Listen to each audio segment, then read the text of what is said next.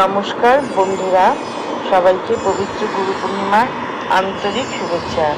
আমাদের জীবনে বাবা মা আমাদের জন্ম দেন ঠিকই, কিন্তু অন্ধকার থেকে আলোর পথে কে নিয়ে যান, যিনি আমাদের সঠিক পথ দেখান, জীবন বাঁচতে শেখান, তিনিই হলেন আমাদের গুরু।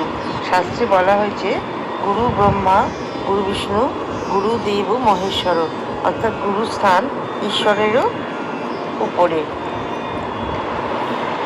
আজকের ভিডিওতে আমরা জানতে পারবো গুরু পূর্ণিমা আসলে কি, এর গভীর তাৎপর্য কি, 2026 সালের গুরু পূর্ণিমা কবে, এবং এই বিশেষ দিনে গুরু বন্দনা বা গুরু সেবা করলে আমাদের জীবনে কি অলৌকিক পরিবর্তন ঘটে।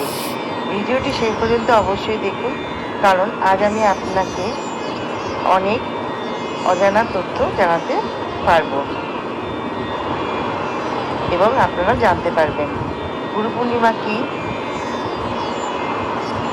বন্ধুরা, আষাঢ় মাসে শুক্লপক্ষের পূর্ণিমা তিথিতে গুরু পূর্ণিমা বলা হয়।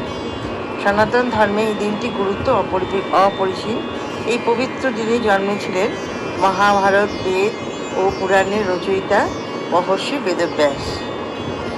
যেহেতু মহর্ষি বেদব্যাস মানব জাতিকে প্রথম জ্ঞান ও বেদের শিক্ষা দিয়েছিলেন, তাই তাকে সম্মান জানিয়ে এই দিনটিকে ব্যাস পূর্ণিমা বা গুরু পূর্ণিমা হিসাবে পালন করা হয়। শুধু সনাতন ধর্ম নয়, বৌদ্ধ ধর্ম এই দিনটি অত্যন্ত পবিত্র, কারণ এই পূর্ণিমাতেই ভগবান বুদ্ধ সারনাথে তার প্রথম 5 শিষ্যকে দীক্ষা বা উপদেশ দিয়েছিলেন। এবার বলি গুরু পূর্ণিমার তাৎপর্য কি।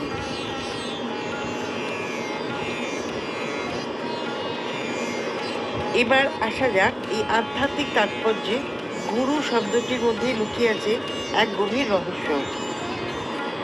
গু শব্দের অর্থ হলো অন্ধকার বা অজ্ঞানতা, আর রু শব্দের অর্থ হলো আলো বা যা সেই অন্ধকারকে দূর করে, অর্থাৎ যিনি আমাদের মনের ভেতরের অজ্ঞানতার অন্ধকার দূর করে আর জ্ঞানের আলো জ্বালিয়ে দেন, তিনিই গুরু। আজকের এই আধুনিক যুগে গুরু মানে শুধু কোনো সন্ন্যাসী বা দীক্ষা গুরু নন, আপনার শিক্ষক, আপনার মেন্টর কিংবা যে কোনো ব্যক্তি যিনি আপনাকে বিপদের সঠিক রাস্তা দেখিয়েছেন, তিনিই আপনার গুরু। তাদের প্রতি কৃতজ্ঞতা জানানোই দিনই হলো এই গুরু পূর্ণিমা।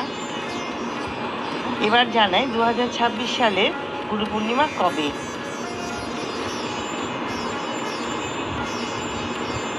আপনার নিশ্চয়ই ভাবছেন এই বছর অর্থাৎ 2026 সালে গুরু পূর্ণিমা কবে, জানতেই হবে। চলতি 2026 সালে গুরু পূর্ণিমা পালিত হবে 29শে জুলাই বুধবার। পূর্ণিমা তিথির সময়কাল আমি জানাচ্ছি। পূর্ণিমা তিথি শুরু 28শে জুলাই বিকেল থেকে, পূর্ণিমা তিথি শেষ 29শে জুলাই বিকেল পর্যন্ত। যেহেতু উদয়া তিথি বা সূর্যোদয়ের সময় পূর্ণিমা থাকছে 29শে জুলাই, তাই এই দিনটি গুরু পূর্ণিমার জন্য শ্রেষ্ঠ ও মহাপবিত্র দিন। গুরু পূর্ণিমা পালন করলে কি হয়?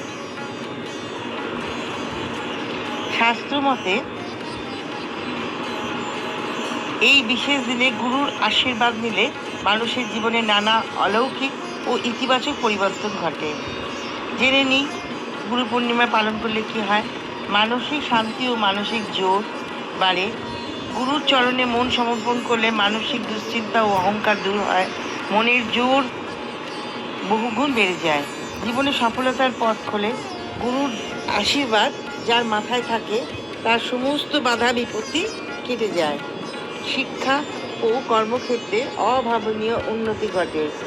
কুণ্ডলিতে গুরুদোষ বা বৃহস্পতি গ্রহের দোষ কাটে।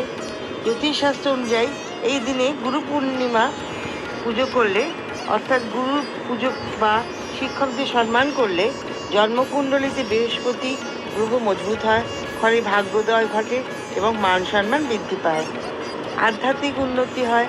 যারা ধ্যানের পথে বা আধ্যাত্মিক পথে হাঁটছেন, এই দিনের পূর্ণ প্রভাবে তাদের আধ্যাত্মিক চেতনা জাগ্রত হয়। তাই বন্ধু, এই 29শে জুলাই গুরু পূর্ণিমার দিনে আপনার গুরু, আপনার শিক্ষক বা আপনার পিতামাতাকে প্রণাম করতে ভুলবেন না। মনে রাখবেন, ঈশ্বরকে পাওয়ার রাস্তা কিন্তু গুরুই দেখিয়ে দেন। আজকের এই তথ্যটি আপনার কেমন লাগলো কমেন্টস করে অবশ্যই জানাবেন। ভিডিওটি ভালো লাগলে একটা লাইক করুন, বন্ধুদের সাথে প্রচুর শেয়ার করে দিন। এই রকম সুন্দর সুন্দর ভিডিও পেতে আমাদের চ্যানেলটিকে এখনই সাবস্ক্রাইব করে রাখুন আর পাশে থাকার বেল আইকনটি প্রেস করে দিন। দেখা হচ্ছে পরের ভিডিওতে। সবাই ভালো থাকুন, সুস্থ থাকুন। নমস্কার। জয় গুরু।